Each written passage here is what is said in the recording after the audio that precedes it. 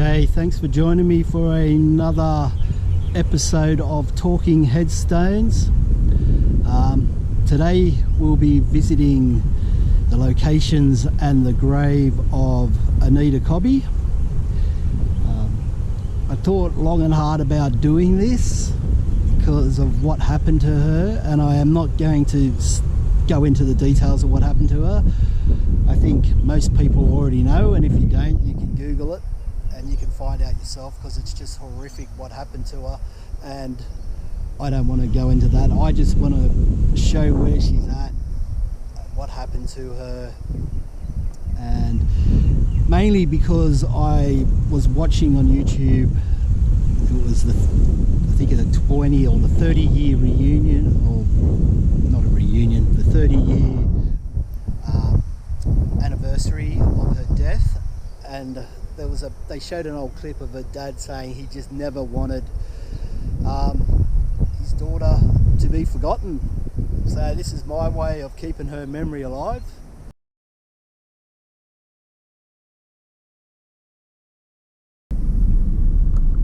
Okay, so we're coming up to Blacktown station. So this is where Anita got off the train at approximately 10 p.m. She just come back from a night out, well, a day after working. It's on my left here, on the left of the screen. So she just finished work at about 7 p.m, went out and had dinner and got the train back. Tried to ring her father from a payphone, which is one, I don't know if that's the same payphone there, but it wasn't working. There were no taxis, so she decided to walk home, and she lived on Newton Street, so we're going to go to Newton Street, try and find the location from where she was taken. So we just turned onto Newton Street. So I'm assuming this could have been the path that she would have taken from the station. So she would have come out of the station, veered to the left and followed the road up, I think it's Flushcombe Road, and then she could have turned right onto Newton. Or she could have come out of the station, turned right onto 3rd Avenue, and then turned left and walked up to this intersection here.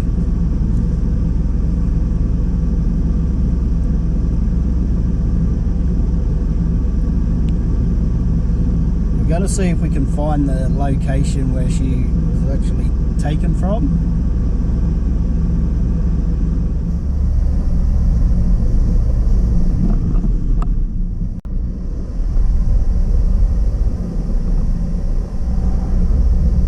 Could have been anywhere along here.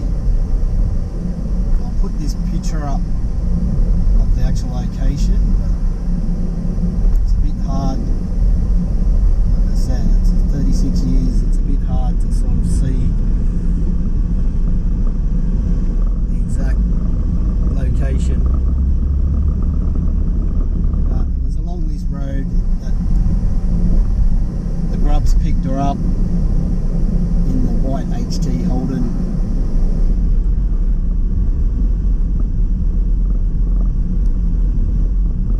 And then took her over to, I think it's Reen's farm, where we'll go to next. Okay, so this is what used to be called Reen's Road. It is now Peterbrock Drive. So it was along here where once they'd picked her up, picked Anita up, they took her out here. Like I said, it was 36 years ago, so a lot has changed here.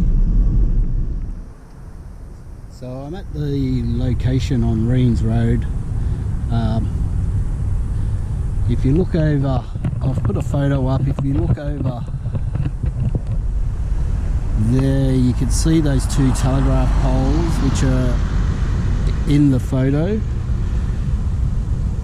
So just beyond that is Prospect Reservoir. So back around this way, I hope this isn't clicking and making too much noise. You can see through this fence, I think this might have been part of John Reen's farm. So there's nothing that marks where you're at here. I'm sure it must have been in here because 36 years ago this road was a dead end, went nowhere. I think he was probably the only person that sort of came out here, although a lot of kids used to come out here and party in the bush, do whatever, get up to no good. So that's back across the road looking towards Prospect Reservoir. So I'll just read a bit of what how he found. So this all happened on the 2nd of February. It was 2 days later that John Reen rang police to tell them he discovered a naked body of a young lady in the boiler paddock. He said it looked like she had been murdered. So 2 days later, after she'd been reported missing, he found her body.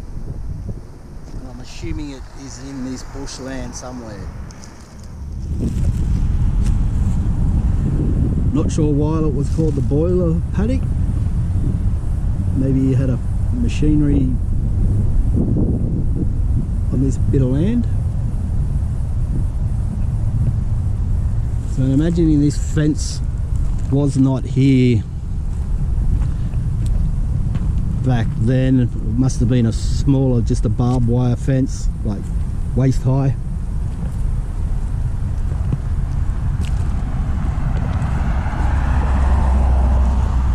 So they dragged her through that fence into the bush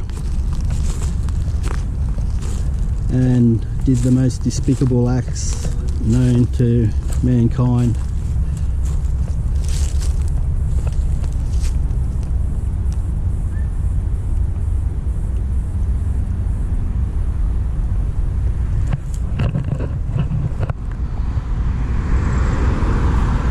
So there's nothing here to tell you that this is the spot, but from what I can gather from photos, lining it up with those two high voltage electricity towers over there, it was opposite side of the road.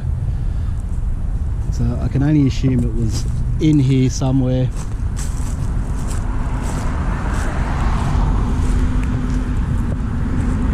So now we'll leave here. We're going to head over to Pinegrove and we'll pay our respects to her grave. So like I said, we're at Pinegrove. So I'll take you over to her grave in a second, but first we'll just a little bit of detail of what happened to her and when she was born and stuff. Okay, so I've got my glasses on. They're my work glasses, so they might look a bit dorky, but anyway, so Anita Lorraine Cobby Nee Lynch, she was born on the 2nd of November 1959 and passed away on the 2nd of February 1986. So she was a 26-year-old Australian woman from Blacktown in New South Wales, and she was kidnapped while walking home from Blacktown railway station just before 10 p.m. on February the 2nd, 1986 by 5 grubs that we're not even going to mention their names, who are to spend the rest of their lives in jail, and I think one's dead already. So so let's have a bit of a wander over.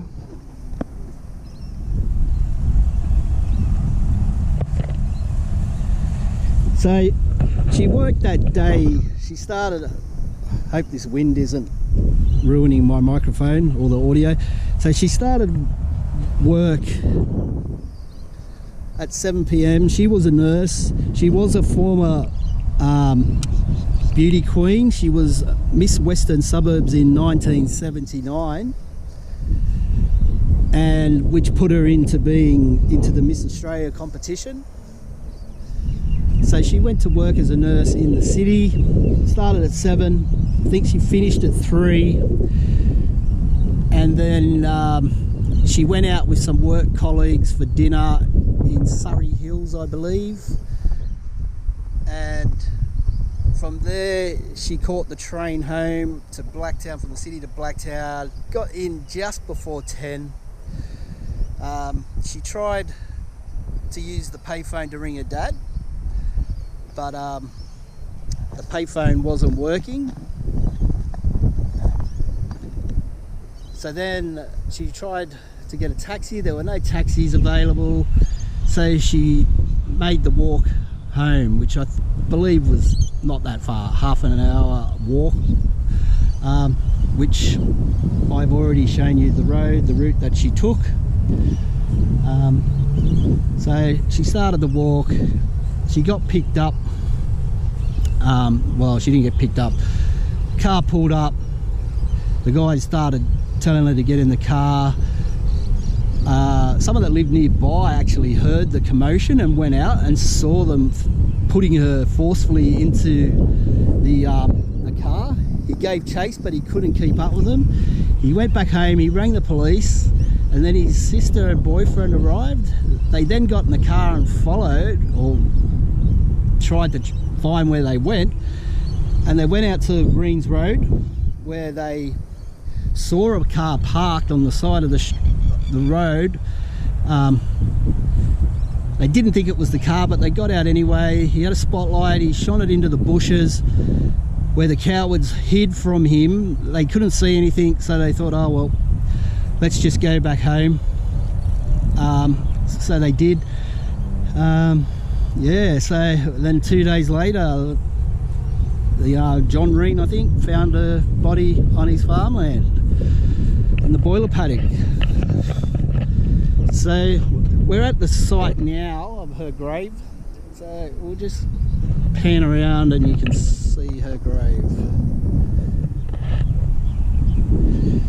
So this is her final resting place.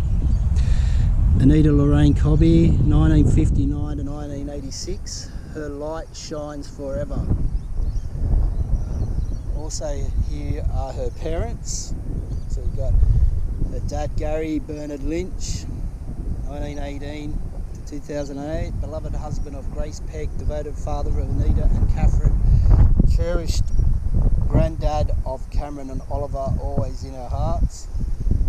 And over here is her mum, Grace Ada Lynch Pegg, 1925 to 2013. A loving mother and grandmother, a gentle soul and an inspiration to many, always in our hearts, at rest with God. So this is the Anita Cobby and Lynch family memorial. So still flowers here. Her sister must come out here a lot to tend her grave, and her husband, I think his name is John. So like I said, I didn't want to go into the details of what happened to her because it was horrific. It should never happen to anybody. So I'm doing this just to keep her memory alive, like her father wanted.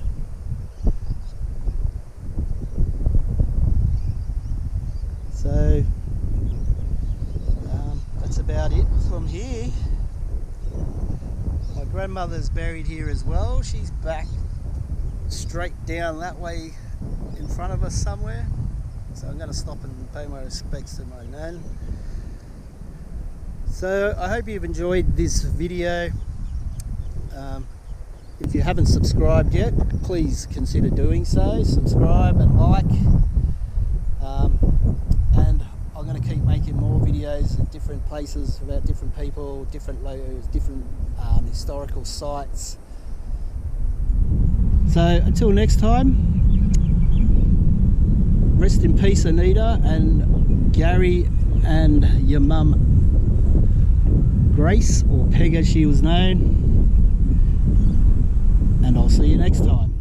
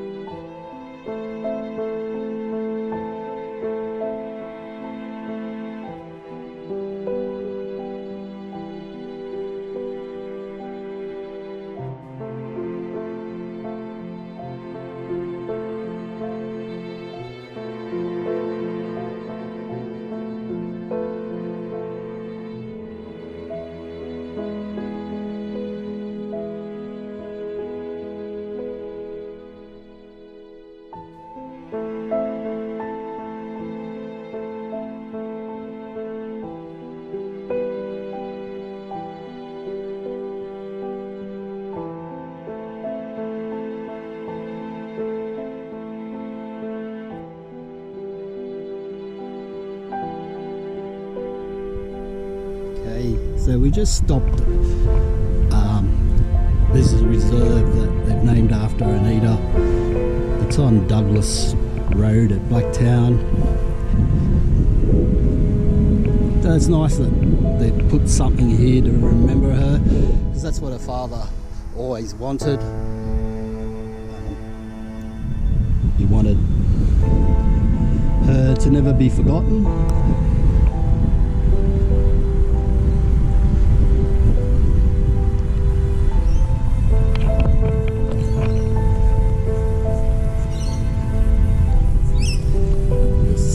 On the corner of Douglas and Leslie Street.